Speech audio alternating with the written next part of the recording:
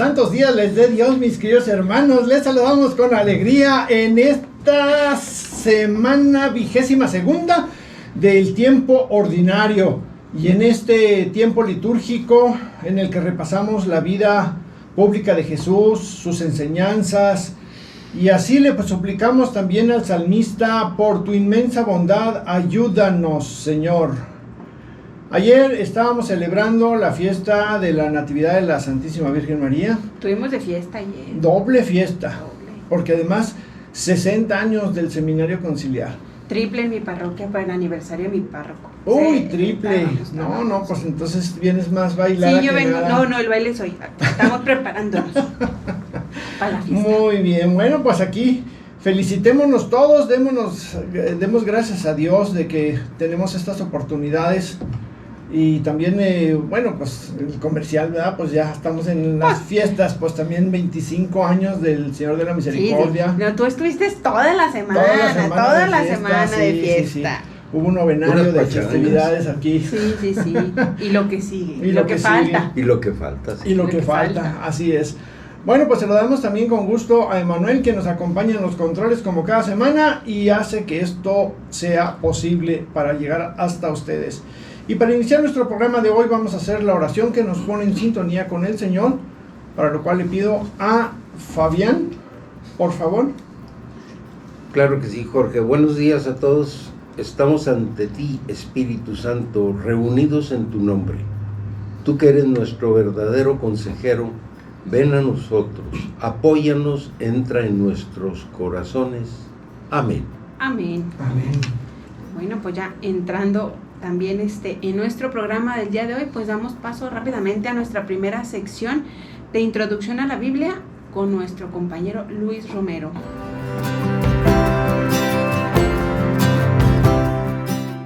El necio da rienda suelta a sus pasiones. El sabio acaba dominándolas. Queridos míos, en la vida es esencial conocerse a sí mismo, sobre todo cuando se trata de pasiones. Oye, ¿qué es eso, Luis? Porque yo no lo conozco, no sé de qué me estás hablando. Ajá. Bueno, Háblame en español, por favor. Por favor.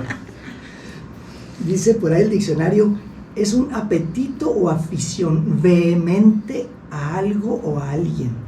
Es una emoción muy intensa, inclinación o preferencia muy vivas de alguien a otra cosa o persona. Eso es lo que es la pasión. Lo que Proverbios nos dice es que debemos dominarlas, no al revés, porque a veces decimos: ay, es que me dejé ir por la pasión. O es que a veces los papás le dicen a la muchacha: no te conviene este muchacho, mijita, pero ella no ve porque está apasionada. O al revés, ¿no? El chico está apasionado de la chica. Y bueno, fíjese que curiosamente me topé con un letrerito por ahí en el lienzo charro, de aquí de Ciudad Juárez, y el letrerito dice: el jinete que no se domina a sí mismo no podrá nunca dominar al caballo. Y me quedé pensando y dije: caramba, si eso es un charro con un caballo, imagina lo que traemos dentro nosotros con esos corceles briosos dentro de tu ser. ¿Cómo de repente nos podemos salir de control? ¿Cómo nos agarra el chamuco? Dirían se nos atraviesan los cables. Pues mira, bueno, sí, se nos atraviesan los cables, pero también a veces el chamuco ni siquiera está presente, se fue de vacaciones. O nomás dejó el encargo y ya. Por eso. A ver, Pero ¿quién lo nosotros hace? solitos caemos en eso. Es cierto que también a veces nos atraviesa por ahí una escoba con faldas. Bueno, pero es otro boleto. Ya, claro. Ese es otro tema. Es otro tema. Otra historia. Dice Adolfo Tanqueray: las pasiones no son ni necesarias ni absolutamente malas. No son. Esto para mí vino a ser así una sorpresa. Las pasiones no necesariamente son malas. Son fuerzas vivas, a veces son impetuosas, que podemos emplear para el bien así como para el mal, siempre que podamos gobernarlas, enderezarlas a un fin elevado. O sea, obran fuertemente en el cuerpo y alma, pero si las controlamos las podemos elevar para hacer el bien. Las pasiones se diferencian de los sentimientos, y los sentimientos son movimientos de la voluntad. Aquí hay como que ya más razonamiento, y ya estamos más conscientes de lo que estamos haciendo. Estoy enojado, sí, estoy enojado por esto y hasta aquí, y estas son las consecuencias, y estas cosas, sí. El que se apasiona por el enojo puede tirar golpes, no está pensando, y luego ocasiona una desgracia y dice, es que no pensé, es que no sabía lo que estaba haciendo, simplemente me dejé por el enojo. Pues te apasionaste. Me cegué, te apasionaste y te dejaste por la pasión. Entonces, los sentimientos no tienen esa fuerza y violencia de las pasiones, aunque se mezclan por ahí entre ellos. Adolfo Tanqueray en su compendio de ascética y mística nos dice esto. De modo que, mi querido hermano, la voluntad ayudada por la gracia siempre debe de aceptar o rechazar y transformar las pasiones en nobles sentimientos. Las pasiones siempre se deben de subordinar a la razón, a la voluntad, al entendimiento, a la memoria. Con ellos se deben de subordinar a Dios, a la voluntad de Dios. Oye, porque yo nomás conozco una pasión, bueno, dos pasiones. La del amor y la del fútbol. Nomás esas dos conocía yo hasta ahora. Son 11 pasiones las que tiene el alma, 11 son. Amor, por supuesto, ahí está. ¿Sí? Esa pasión tiende a la unión con la persona o con la cosa que agrada mucho y procura ir a poseerla, procura hacerla de mí mismo, ¿no? De mí, ok. Y luego del amor surge, ¿cómo dicen las canciones? Del amor surge el odio. Está la pasión del odio. Tiende a apartarnos de aquello que nos desagrada. Sí surgió del amor. O sea, amo la salud porque odio la enfermedad o aborrezco la enfermedad. Odio al que le pone dificultad para que yo posea lo que amo. De ahí se inspiró la canción de La Puerta Negra. Los padres ya la traen conmigo. ¿La de los 3 candados? Esa mera. Bueno, este es el amor y el odio. Luego viene el deseo, la tendencia a un bien ausente. Nace del amor a ese bien ausente. La huida nos mueve a librarnos del mal que se nos viene encima. Y dispénsame, tengo que estarlos leyendo porque son muchos y tienen lo suyo. La cuarta es el gozo, una alegría por el bien presente. Perdón, dije la cuarta, es la quinta. Entonces, amor, odio, deseo, huida, gozo. Y luego viene la tristeza, es una aflicción por el mal presente. La audacia, atrevimiento para unirse con lo amado, siendo difícil. El miedo nos empuja a apartarnos de un mal difícil de evitar, esa es otra pasión. Luego viene la esperanza como pasión, no como virtud. La esperanza se inclina con ardor a lo amado, que sí es posible, pero es difícil conseguir. Entonces hay esperanza. No dicen los enamorados, todavía tengo la esperanza de que ella vuelva conmigo. Es difícil conseguir, pero todavía queda una chancita, bueno. Por eso de la esperanza muere el último. De ahí viene. De ahí, y bueno, luego entraremos en rollos de teología con el Santo Tomás de Aquino, decía que la esperanza queda al final, y es lo último que muere. Porque es finalmente lo que muere cuando ya ves a Dios, ya no hay nada que esperar. Ya se cumplió. Ya el bien ya lo tienes, ya está ahí. Y el único que queda vivo por siempre es el amor.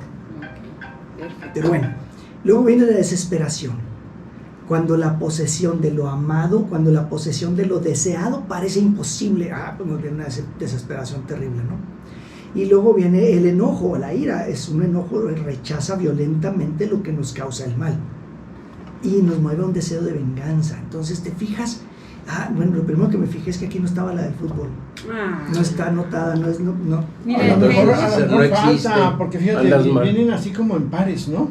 Sí, como que el amor y el odio, el deseo y la huida, el gozo y la tristeza, la audacia y el miedo, la esperanza y la desesperación, la ira y el fútbol. Esto es buenísima esa. En efecto. Le dices ahí al señor Tanqueray que por favor la añada. Me la agrega, por favor. Que le faltó, la regó. Del fútbol sales con enojo o con tristeza o con alegría. ¿Sí? Ahí sí, no hay ni cómo. Bueno, y también... Bueno, a veces desesperación, ¿verdad? Y a veces amando a tu equipo y a veces odiando al otro, odiando al árbitro, etc. Sí, mejor ya quieren huir todos. Está muy complicada el combo de pasiones es el del Exacto. fútbol. Bueno, así que mi querido hermano,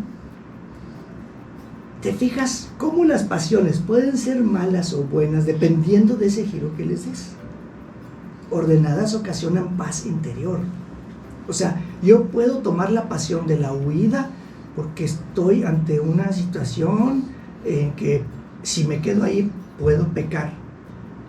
La pasión de la huida me lleva a salirme de ahí. Entonces la puedo dejar que trabaje para el bien del alma. Entonces, siempre pues, al final, si las ordenaste, te ocasionan una paz interior increíble. Pero si se desordenan, entonces vuelven loca cualquiera. Otro ejemplito, si me gustan los collares de oro, no tengo para comprar un collarcito, pero vi uno que se ve muy bonito ahí y se altera el amor, el deseo, la esperanza, la audacia, porque ya estoy viendo ese objeto y a ver cómo le hago. Y se presenta entonces esa ocasión de pecado, como decía. Bueno, apasionate pues, como decíamos, de la huida, apasionate del miedo, sal corriendo de ahí.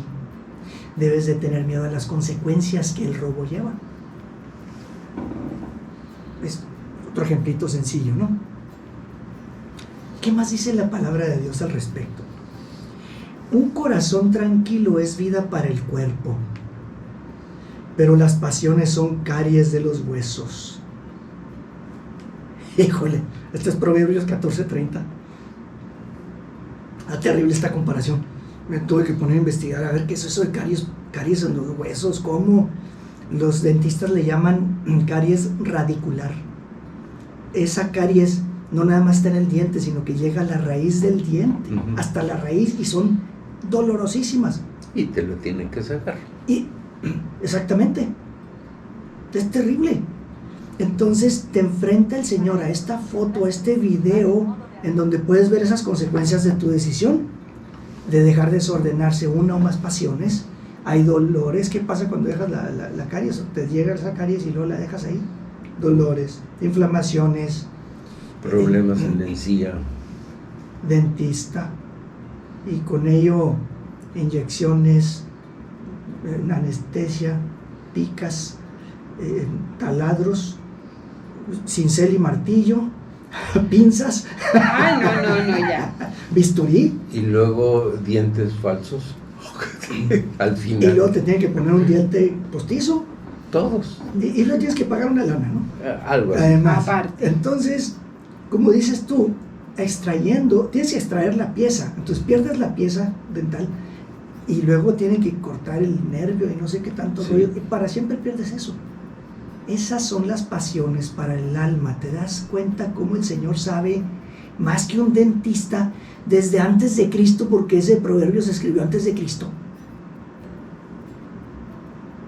Pues el que es el médico de médicos, es el diseñador del cuerpo humano. No va a inspirar este tipo de cosas. Todo. Y esas son las consecuencias de no pedirle al Espíritu Santo que te ayude y que te permita y te dé esa fuerza suficiente para llegar al dominio de ti mismo. Y por ahí, como está llegando esta cita, por ahí uno de los sapienciales también dice que es más valioso el hombre que se domina a sí mismo que el que domina una ciudad entera. Es que el dominio de sí mismo es un fruto maravilloso, precioso. El Señor pues te pone estas fotos delante de ti de una manera brusca, fuerte, porque te ama, porque te aconseja, para evitar que caigas en las consecuencias del pecado.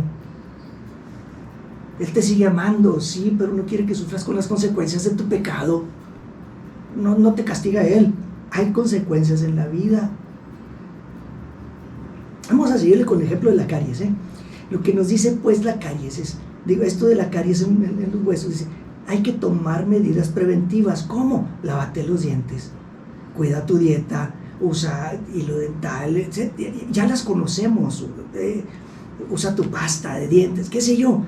Aléjate de dormir después de comer dulces y de todas esas cosas, pues aléjate de la ocasión del pecado.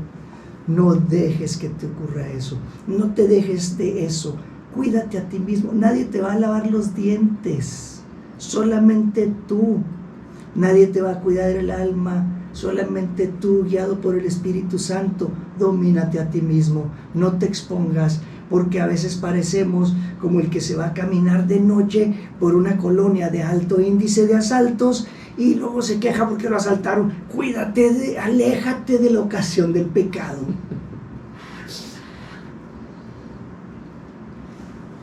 Que cantaba el Piporro un corrido por ahí de Arnulfo González, algo así se llamaba el corrido. Sí. Y le dice, ¿para qué te devolvías, criatura? Sí, ya habías ganado. Ya le habías ganado, hombre, ¿para qué te devolviste? Sí. Oye, con las pasiones nunca te hagas al valiente, mi querido hermano. Cambia de canal, orienta tus pensamientos a otro lado, con otras tendencias, practica virtudes. Acuérdate de algún versículo de la palabra de Dios. Pide a Dios que te ayude a salir de eso. Pide al Espíritu Santo que te dé todo eso que necesitas en tu vida interior para poner orden a todo aquello. Ruega al Señor como los grandes lo hicieron mientras se hacían pequeños, gritando al mismo cielo. Lo que dice Eclesiástico 23:4. Señor, Padre y Dios de mi vida, no dejes que mi mirada sea altanera y aparta de mí la codicia. Que la sensualidad y la lujuria no se adueñen de mí, Señor. No me entregues a una pasión inmunda. Fíjate, hay una traducción que vi por ahí, decía que la gula y la lujuria no se adueñen de mí. ¿Nos conocerá el Señor inspirando esto? Dice, pues si yo lo hago, pero tú no quieres entender. Y estoy para ayudarte, pero nunca me pides ayuda. Y cuando me pides, lo pides a tu conveniencia y te cierras. Y entonces, pues, ¿cómo? Y aquí está el eclesiástico diciendo, no me entregues a una pasión inmunda. Es un ruego que en realidad es, no me dejes que caiga en ello. Sí, claro. No permita, ayúdame para no caer. Si lo vemos en los términos que se escribían en aquel entonces, ¿no? Entonces, ahora, un dicho muy del mundo actual: si te avergüenza algo, entonces no lo hagas. Si te va a dar vergüenza que se sepa, pues no lo hagas. Porque luego piensas, es que nadie se va a enterar. Y es que por eso lo haces escondidas. Claro. Pero todo se sabe en esta vida. Vergüenza no es robar, sino que te atrapen, ¿verdad? Exacto. Pues sí. Si te va a dar vergüenza, no lo hagas. Pide al Señor, no permitas que caiga en una pasión inmunda. Estuve buscando de quién es esta frase, pero en el web se le atribuyen a varios santos. Ya no supe cuál es, pero es un pensamiento de un santo. El demonio, antes de pecar, te quita la vergüenza. Y luego, antes de confesarte, te la vuelve a poner. Porque ahí sí, voy a confesarme. Ay, ¿cómo le voy a decir estas cosas al Padre? Ay, qué vergüenza. Confiesa tu falta. No te dejes engañar. Si te dejaste ir por una pasión, no te dejes engañar. Regresa al confesionario, regresa con el sacerdote, regresa al Señor, por inmunda que sea esa pasión, por inmundo y por tonto que haya sido lo que hayas hecho. Regresa, vuelve a hacer el mismo ruego para volver a casa, como los Reyes Magos que después de adorar al niño Jesús, ellos regresaron a casa por otro camino. Eso, mi querido hermano, vuelve tu rostro a Dios nuevamente. Ahora bien, muchas veces relacionamos esto de las pasiones con lo sensual y lo sexual únicamente, ¿no? Y vimos que puede referirse a una persona o a una cosa que agrada o a algo desagradable. Bueno, vamos a quedarnos un momentito en los bienes materiales, porque es muy fácil irnos así con la pasión sexual, con la sensualidad carnal meramente. Ok, vamos a quedarnos. con los bienes intelectuales también, con los talentos. Si analizamos un poquito los mandamientos en Éxodo 20, uno nos dice no cometer adulterio ni desear mujer ajena, es cierto, pero también hay otro que habla de no desear ni codiciar los animales, cosas, casa, empleados, ni nada que sea de tu prójimo, nada ajeno lo codicies. ¿Por qué me dice esto el Señor? Porque eso te llevaría a robar, a mentir, a traicionar, a envidiar y hasta matar, a hacer garras una relación con alguien, con tal de quedarte con eso o con tal de hacerle daño al otro que ni culpa tiene. Por eso Dios nos enseña esas cosas, porque los sentidos y los pensamientos encienden las pasiones y luego después te las quedas viendo y después no puedes más hasta que ejecutas el pecado. No, que se arme la bronca, pero yo me quedo con todo, pues ¿cómo? Porque soy quien soy, ¿no? Y no me parezco a nadie, esa es otra canción. Afortunadamente. Por eso, de hecho, Santiago nos dice, fíjese que acertado Santiago, me encanta ese libro, también es sapiencial, me encanta, dice, ¿de dónde vienen esas guerras? ¿De dónde esos conflictos entre ustedes? ¿Quién hace la guerra sino los malos deseos que tienen dentro? Cuando se les niega lo que codician, ustedes matan. Cuando no consiguen lo que codician, ustedes discuten y pelean. Nada que ver con cosas entre vecinos, ni con cosas entre hermanos peleando una herencia, ¿verdad? Ahí está, mi querido juarense. Te das cuenta de lo que eres capaz de hacer si permites que el alma se vaya deleitando en violar los mandamientos de Dios. Te das cuenta de las consecuencias.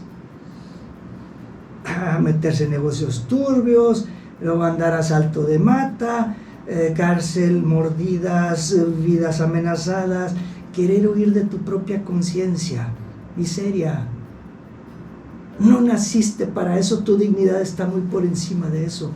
No te dejes llevar. Y cierro con esta, mi querido hermano. Esta, déjame ver, esta es de Eclesiástico 6, del versículo 2 al 4. Esta va porque está buena. No te dejes llevar por el impulso de tu pasión, no sea que te desgarre como un toro, devore tus hojas, destruya tus frutos y tú te quedes como un tronco seco. Los malos deseos arruinan a quien los posee y lo convierten en el hazmerreír del enemigo. Esa es palabra de Dios. ¿Lo quiere así o más clarito, mi querido hermano? Sin hojas, sin frutos, seco, simbolismos que son de desolación, de devastación, de fracaso, de ruina. ¿Y cuántas gentes no conocemos que por querer hacerse ricos en el juego y en la apuesta, perdieron hasta su casa y quedaron en la ruina? No te dejes llevar por el impulso de tu pasión. Te va a desgarrar como un toro. Ahora, una pasión no actúa sola, son como septillizos. Ya cuando lograste dormir a 6 y estás con el último y lloriquea, te despierta a los otros. Entonces alborota a todos. Alborota a toda la raza ahí.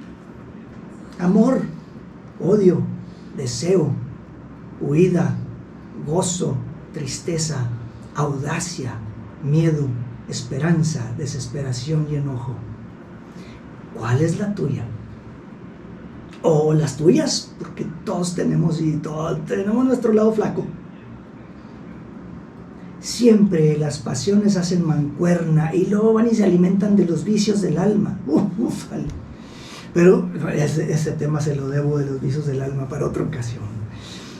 Las pasiones pues siempre hacen mancuerna, entre ellas se alborotan, así como le sucedió a Armando Manzanero por ahí, en una canción que tiene, de alguna manera muestra sus pasiones de amor, odio, enojo, tristeza y desesperación, como que todas alborotadas en una canción que termina diciendo: aunque siga comparando los luceros con tus ojos, ya te olvidé. Sabes, amor, que no te vuelvo a encontrar, pues no sé ni cuántos besos de esos que aquí llevo presos, sin querer te voy a dar.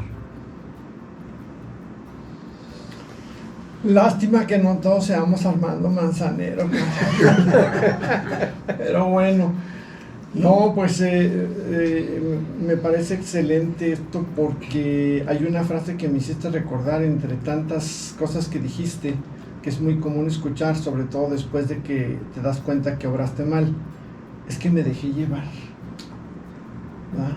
Y te dejaste llevar. ¿Por quién? Ahora me queda claro. Cualquiera de estas 11. Me dejé llevar, y dejarse llevar es no tener autodominio, y no tener autodominio es tener estas consecuencias que nos acabas de dar. Así que yo creo que tenemos aquí, las apuntaron ustedes en su cuaderno bíblico, mis estimados radioescuchas, porque vale la pena que no se nos olvide que son 11, y está en duda todavía si ponemos la del fútbol o no, pero por las 11 que nos dio Luis están muy bien. Vamos a un pequeño corte y regresamos para continuar con nuestro programa del día de hoy.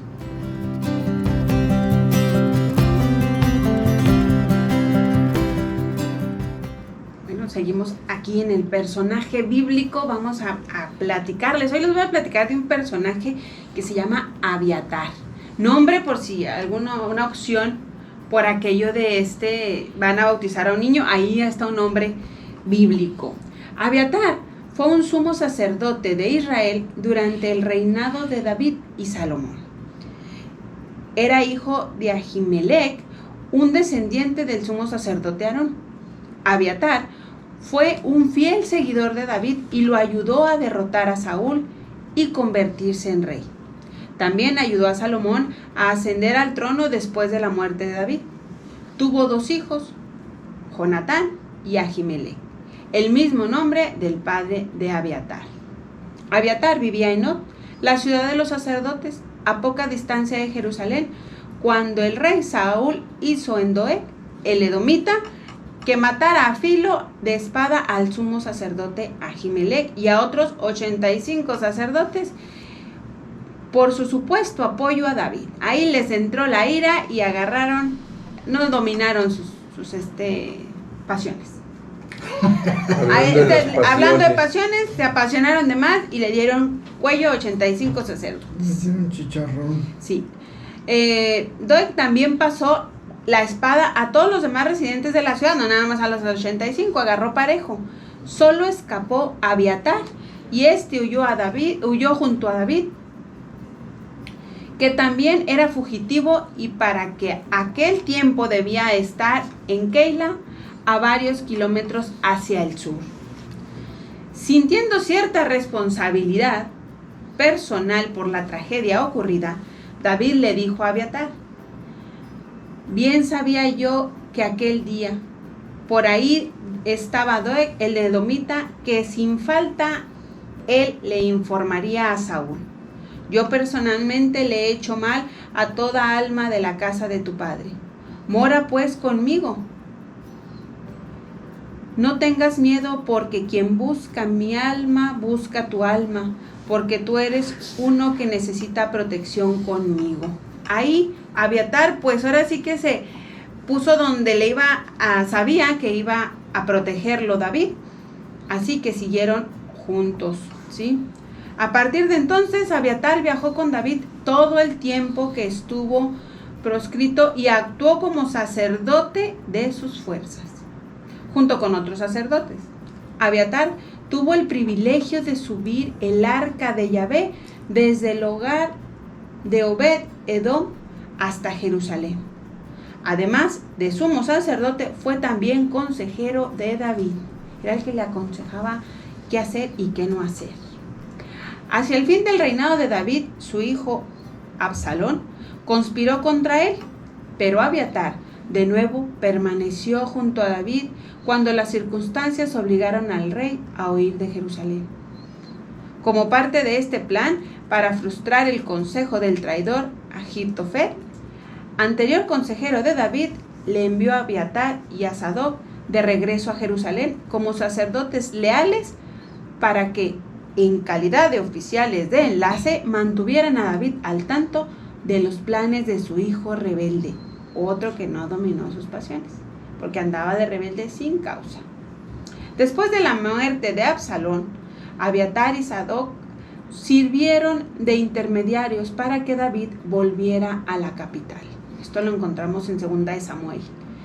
Abiatar aguantó muchas penalidades en compañía de David durante el tiempo en el que éste huía de Saúl y también durante la rebelión de Absalón.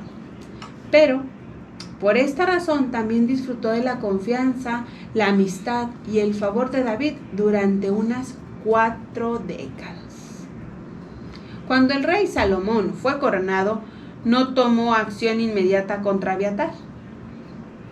Ordenó que mataran a Adonías y a Joab y desterró de Jerusalén al sacerdote Abiatar diciendo: vete a Anatot, a tus campos, pues mereces la muerte. Pero en este día no te daré muerte, porque llevaste el arca del Señor delante de David mi padre, y porque sufriste aflicciones durante todo el tiempo que mi padre sufrió aflicciones. En Primera de Reyes, en el capítulo 2, en el verso 27, encontramos que nos dice esto: entonces se asignó a Sadoc para que reemplazara a Abiatar en su puesto sacerdotal. De modo que el sumo sacerdote pasó de nuevo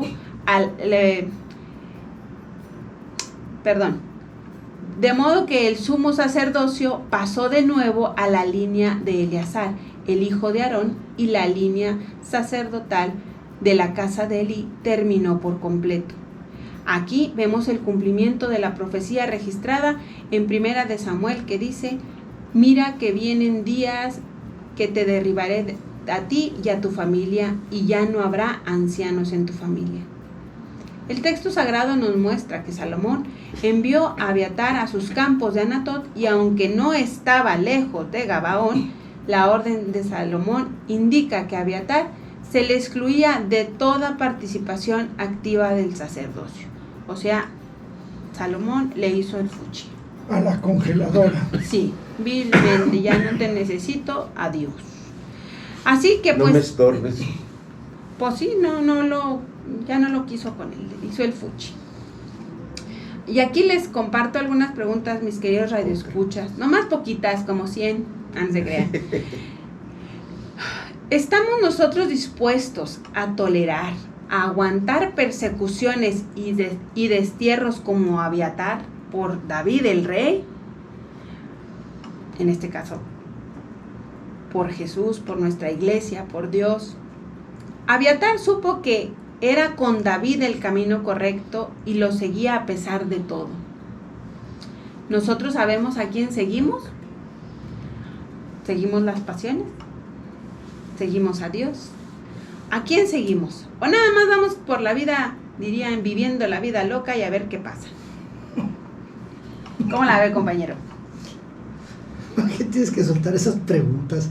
Pues nomás más que, pues, alguna que otra. A uno todo pues es para ver cómo andamos. Me llama la atención cómo Abiatar muestra lealtad al rey David. El rey David finalmente se muestra generoso, misericordioso con él, y Abiatar a partir de ahí muestra lealtad absoluta, agradecimiento absoluto al rey. ¿Cómo anda tu corazón de agradecimiento con Dios? Esa es otra. Yo me permito agregar esta preguntita de las que hizo Katy. Una más. Ahí se las dejo de tarea nomás. Nos quedamos con esa. Deja la víbora chillando y luego ya hace mutis por la izquierda. Sí. Pero, bueno. Pues está cañón. Mucho para pensar en esta semana con nuestras preguntas y con el tema. Mucho reflexionar. Para pensarle. Pero bueno, pues también habrá otros detallitos por ahí que acabar de saborear y acabar de poder desmenuzar para tener un desayuno de platillo completo el día de hoy. Así que vámonos al magisterio de la iglesia, ¿le parece, mi querido hermano? Adelante, Fabián. Vámonos con...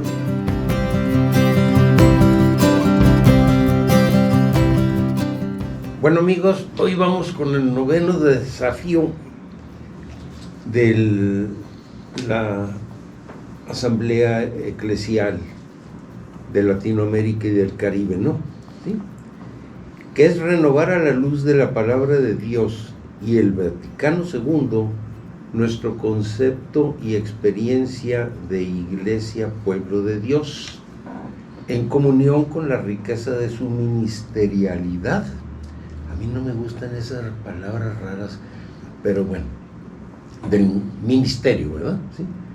Que evite el clericalismo y favorezca la conversión. En la exhortación apostólica postsinodal Christus Vivit, ¿sí? Que no tiene mucho que ver con esto, ¿sí? El Papa Francisco nos invita a ser una iglesia que se deje renovar y nos dice en el punto 35, porque esto va, Christus Vivit iba más por los jóvenes. Por los jóvenes, ¿no? sí. Los jóvenes, Sí. ¿sí? Pero dice, pidamos al Señor que libere a la iglesia de los que quieren avejentarla, esclerolizarla, esclerotizarla, ¿sí? O sea, ¿sí? Que le dé esclerosis. Que le dé esclerosis, en pocas palabras, ¿sí? O sea, que se quede tiesa. Que se quede en el pasado. La esclerosis es cuando se te... Sí, cuando te atoras. Te quedas tieso en las venas. Volverla inmóvil. Y también pidamos que la libere de otra tentación, creer que es joven porque cede a todo lo que el mundo le ofrece. ¿Sí? Crecer, que se remueva porque esconde su mensaje y se mimetiza con los demás. Mimetiza es hacerse... Sí, como mimo, Sí, imitarlo. Ajá, y que te confunden, ¿no? Ah, ya. Sí, ajá. Disfrazarse Te como los disfrazas, camaleones. sí, como los camaleones, Ujú. exacto, sí. Y no, dice el Papa, es joven cuando es ella misma, cuando recibe la fuerza siempre nueva de la palabra de Dios, de la Eucaristía, de la presencia de Cristo y de la fuerza de su Espíritu cada día. Es joven cuando es capaz de volver una y otra vez a su fuente. Y en el punto 36 nos dice, es cierto que los miembros de la iglesia no tenemos que ser bichos raros, ¿sí? Todos tienen que sentirnos hermanos y cercanos como los apóstoles que gozaban de la simpatía de todo el pueblo. Y eso es en Hechos 2:47.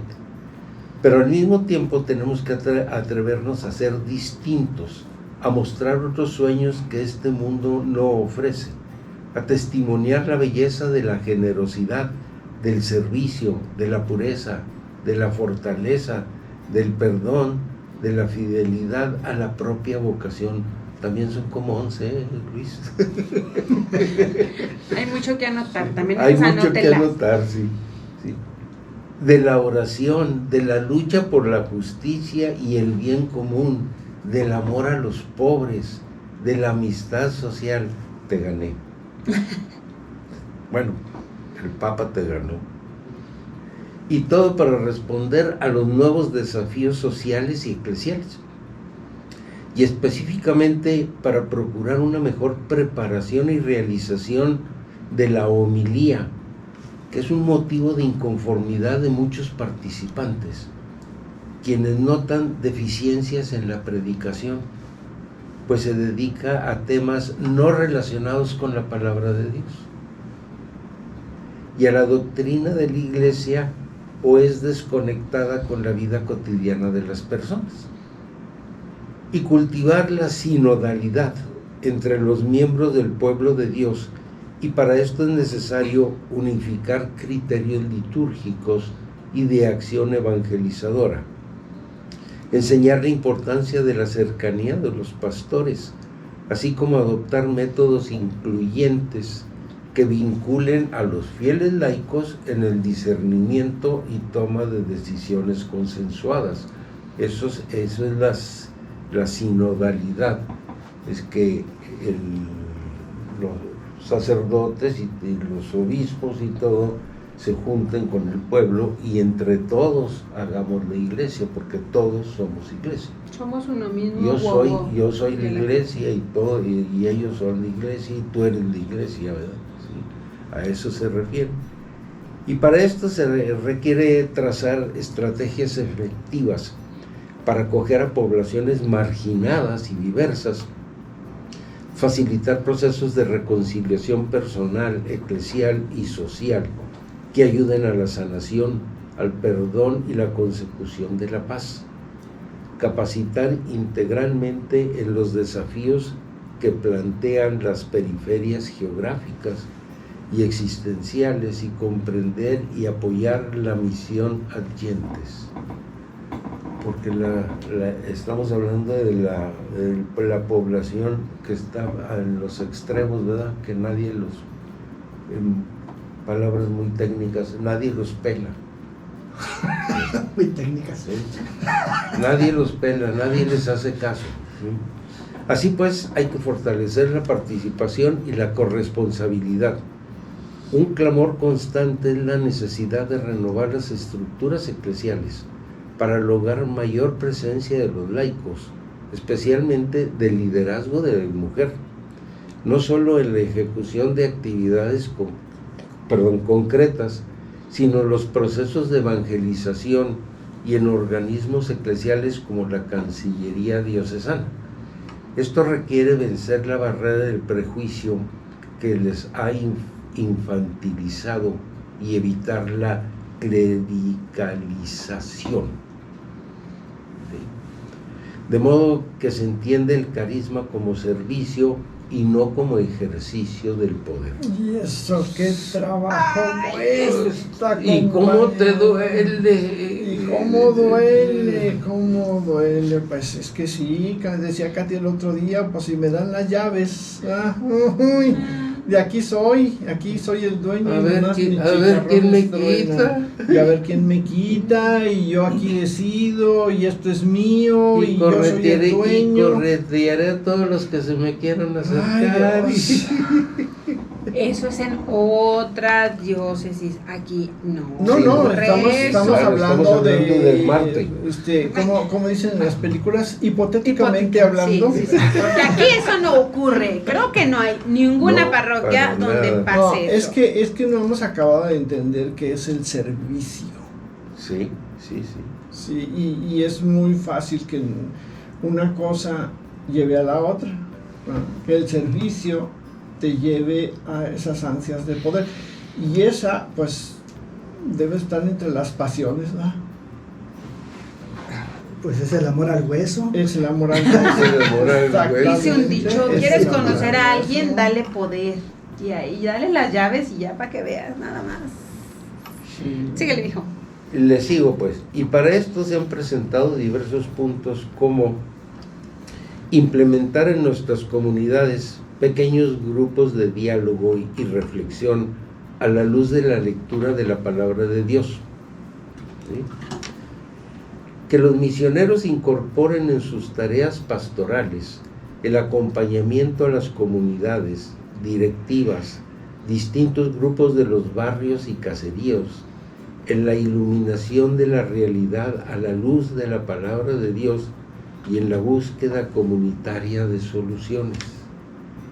Que los laicos asumamos con mayor responsabilidad nuestra condición de bautizados y nos comprometamos más con la vida del Evangelio en medio de la realidad donde vivimos. Hay que ponernos a estudiar la Biblia, todos, ¿verdad? Que todos los consagrados, misioneros y misioneras, agentes de pastoral, salgan a hacer misión y acompañar a la gente más de cerca, y no solo esperar que los busquen para brindar ayuda. Fíjate que este punto yo considero que es muy importante, sí, porque, pues al menos allá por donde yo ando, pues salimos, dijo la mosca, a hacer misión una vez al año. Y luego los otros, los que platican solos, eso no sé, es cada semana. Eso es cada semana. Cada semana. Y el problema que tenemos es que nuestros templos no tienen la misma gente que tenían antes de la pandemia. Creo que ya se lo hemos comentado.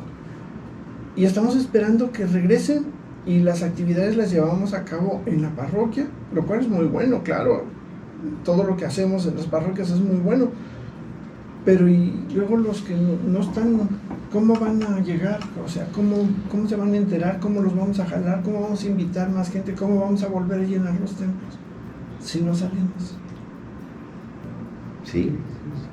Si no acompañamos a la gente más de cerca. ¿Qué es lo que hacía Jesús? Andaba con el pueblo. Y mostrarles. Es al que hay que traer. Y mostrarles que no es una iglesia pasada de moda como lo están haciendo ver. Exacto. Sino que está activa, que está viva, que está actual, o sea, que es, a veces es, ay no, qué aburrido ir a la iglesia.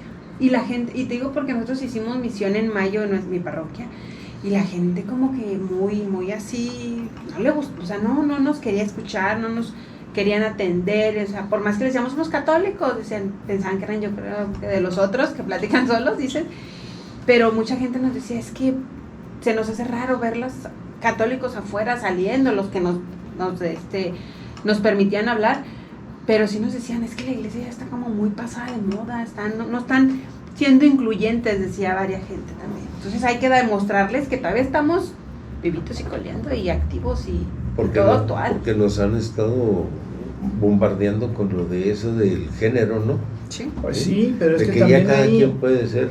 ahí necesitamos la parte de hacer cosas distintas, que también el Papa, sobre todo el Papa Francisco, nos invita a hacer cosas diferentes. Ya desde Benedicto XVI nos decía, hablando de medios de comunicación, oigan, estamos en una realidad totalmente diferente a la que teníamos el siglo pasado.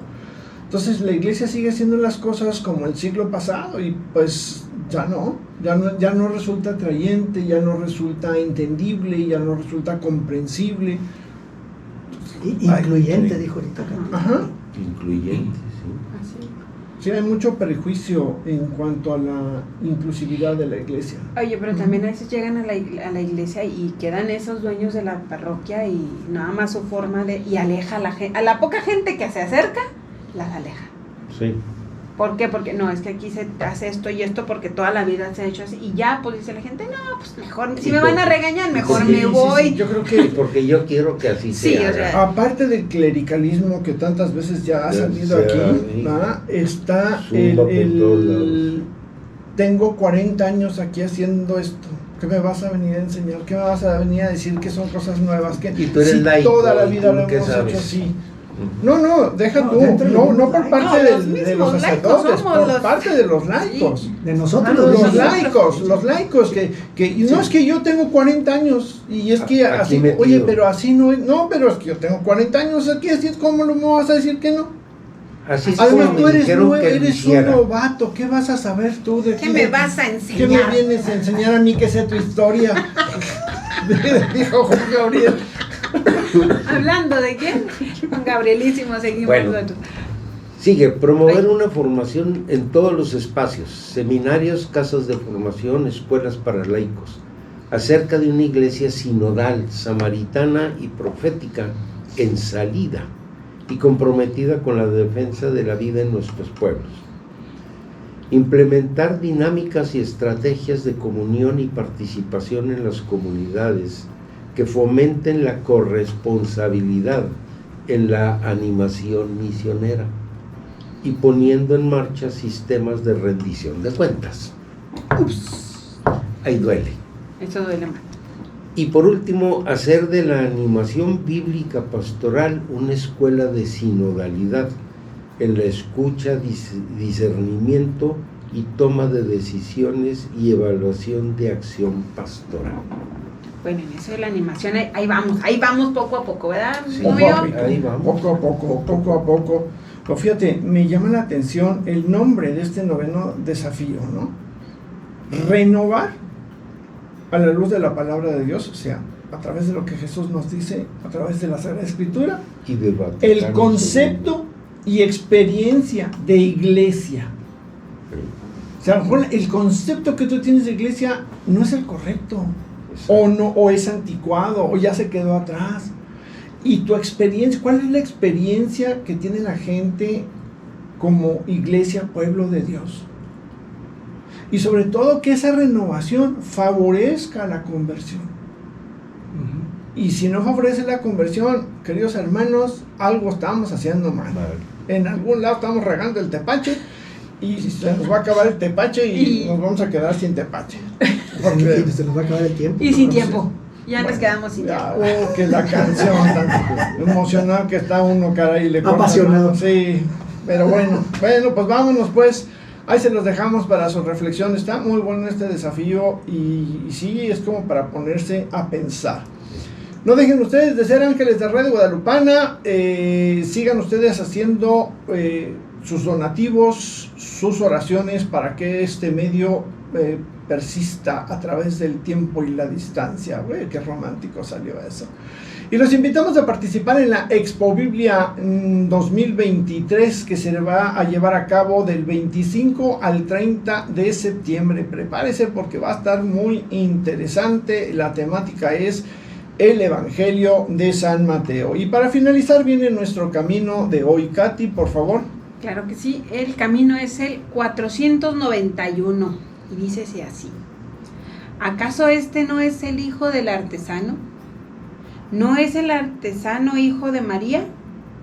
Esto dijeron de Jesús y es muy posible que lo digan de ti, con un poco de pasmo y otro un poco de burla, cuando definitivamente quieras cumplir la voluntad de Dios, ser instrumento.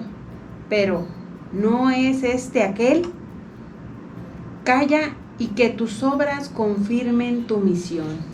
Ándate paseando. Fíjate, a propósito de Aviatar y a propósito de lo que es lo de la iglesia, ¿no? Ay, ¿qué me va a venir a enseñar? Pues caralampiño, pero sí. O sea, sí, imberbe, este chamaco imberbe, ¿qué me va a venir a enseñar a mí? Porque, no. Insensato mozalbete. Insensato. Bueno, pues nos despedimos con alegría y con el deseo de que esta información le haya servido a usted y le ayude en su crecimiento personal y espiritual. Y les deseamos que la paz y el amor de Dios los acompañen siempre. Compartimos micrófonos el día de hoy. Fabián, Katy, Luis y Jorge en una emisión más de Palabra y Vida.